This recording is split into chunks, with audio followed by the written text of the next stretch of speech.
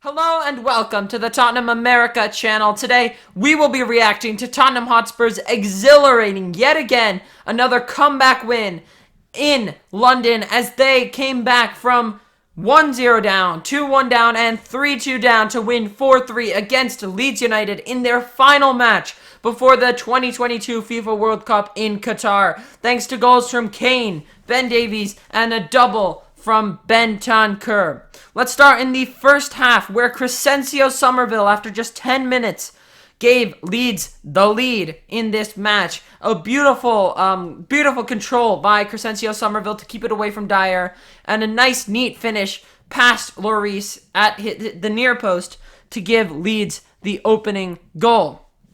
Then, in the 25th minute, Harry Kane gets Tottenham the equalizer. Perisic puts a beautiful cross in. It's blocked away. Harry Kane is in the box, though. It falls to him. He taps it above Tyler Adams and smashes it into the back of the net. And Tottenham are 1-1. Then, right before halftime in the 43rd minute, Leeds are back in front. Rodrigo capitalizes on a slight defensive mishap as the ball comes back and no one is able to head it clear, and Rodrigo volleys it past Lloris, who honestly could have done a little bit better, but it was a very, very powerful volley from Rodrigo. And we went into halftime, Leeds, the visitors, leading by 2-1. Spurs equalize in the 51st minute with a goal from Ben Davies. Kulusevski plays the ball to Harry Kane, whose shot is blocked, and it pops out to Ben Davies, who fires a shot from outside the box, gets it on goal. Meslier can't keep it out of the goal. He does get a touch off it, and then he comes off a Leeds defender, and it slowly rolls into the net, and Spurs are level. Then Rodrigo scores, and Leeds have the lead once again in the 76th minute. Mark Roca releases Rodrigo down the left side, and then Rodrigo finds the bottom right corner superbly, and Leeds have their lead back. And then in the 81st minute, Doherty sends a cross in.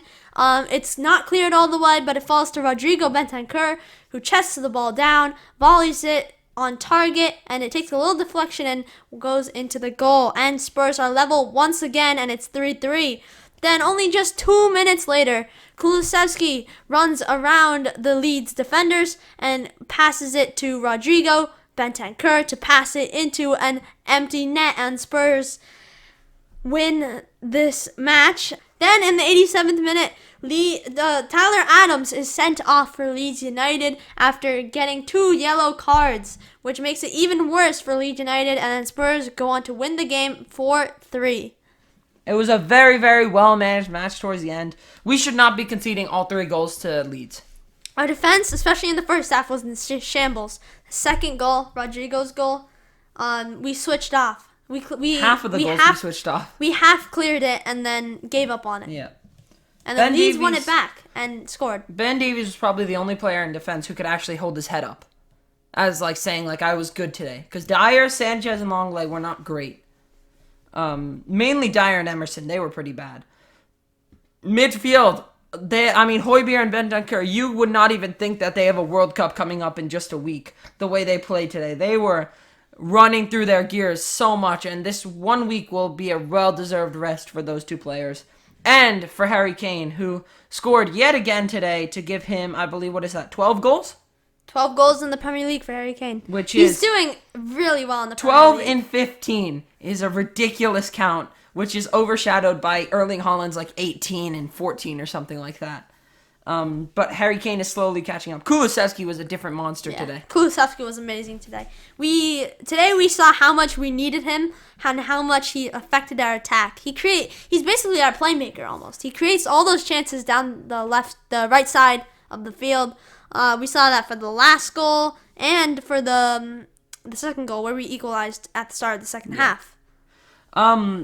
So for my man of the match, it's a combination of the 2 ex-Juventus players, Bentancur and Kulusevski. Those 2 were unbelievable and really saved us from it. Yeah, I gotta say the same. Bentancur and Kulusevski are both man of the match. Yes.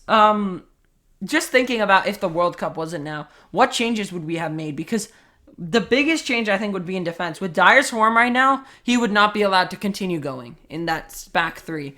But because Romero is not here, And Conte knows that Sanchez is nowhere near the par of Dyer. Sanchez is bad. Dyer's bad, but Sanchez is worse. Especially when he's playing like game in, game out. So, like, if Romero was ready and he wasn't going to the World Cup, he would easily take Dyer's spot right now. And it'd be Dyer, Longley, Davies, Romero, Longley, Davies. Which I think after the World Cup, that's going to be our back three. Davies has solidified his place in that back three. He's so calm. And Longley has looked really well at playing the center position opposed to left center back. Another worrying point is Lloris. We're gonna have to look for a replacement for him soon because you can tell he's slowly losing it. He's still up there, but he is starting to fall on his form, I think. I think he could have. Again, this could just be a dip in his form. Yeah.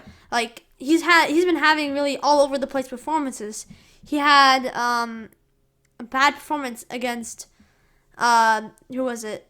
Man United. No, he had a good performance against Man United. Yeah, he played well against Man United. Was his best then performance. Newcastle did poorly. Was his bad performance. Then he played against Sporting, he was pretty good.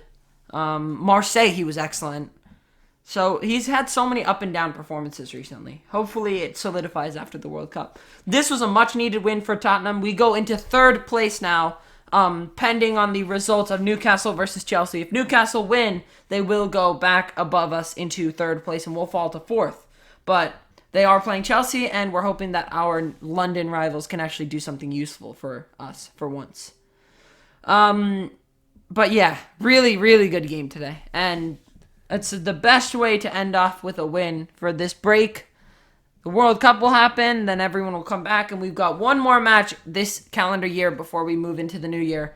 On the 26th of December, which is Boxing Day in the UK. That is Brentford versus Tottenham. But unfortunately, I believe BENTANCUR will be suspended for that match because of his 5th yellow card today. I mean, that was a great win and a much-needed win. We've been having some poor performances recently. We've lost our last two. Yeah, we've lost our last two. Purely in the Premier League, we've lost two of our last three. Liverpool and who is it? Liverpool and Newcastle. 3 of our last 4, actually. 3 and Manchester United. Yeah, so 3 of our last 4. The only win coming against But now, Bournemouth. that was crucial because now we sit on 29 points. Third as of now. If Newcastle, I believe they are playing this afternoon. Yeah. They're playing today. In UK this evening.